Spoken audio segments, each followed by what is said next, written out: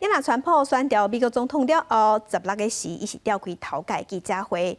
伫现场也阁有软体银行执行长孙正义，因做伙宣布要以美金1000亿的投资计划，而且川普强调要甲外国商品扣档税，要来振兴美国的经济。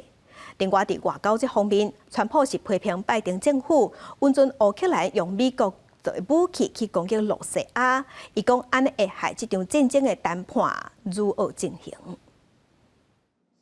徛伫管理治疗头的川普边仔，软体银行集团执行长孙正义清楚表示，恭贺川普搁再选赢，互伊决定增加投资美国。I'm now excited to commit this $100 billion and 100,000 jobs into the United States. 软体银行即届投资的主要项目是人工智慧，也甲其他相关的新兴科技方面。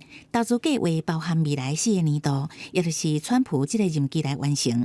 CNBC 财经新闻网的报道指出，软体银行已经投资研发 ChatGPT 的 OpenAI 公司，金额差不多15亿美金，这也包含伫1000亿的投资计划内底。啊，毋过现场的记者更较关心一寡重大的国际政治议题，像川普为选举前就一直讲，就任了后要随促成罗西亚甲乌克兰停战，甚至和谈。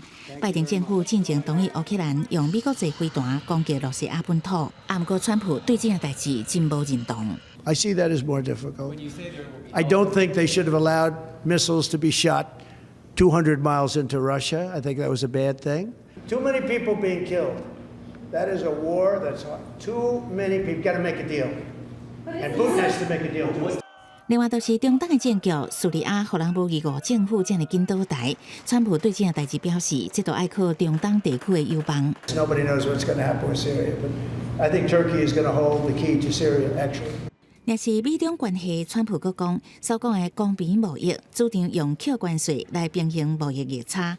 媒体伫报道，川普邀请中国国家主席习近平来华府出席川普的就职典礼。川普表示，伊乐意接待，啊，毋过毋知影习近平可能无要参加。中国外交部嘛表示无人了解，颠倒搁再声明反对美国提高关税，甲中国拍贸易战。公司新闻，4家人编译。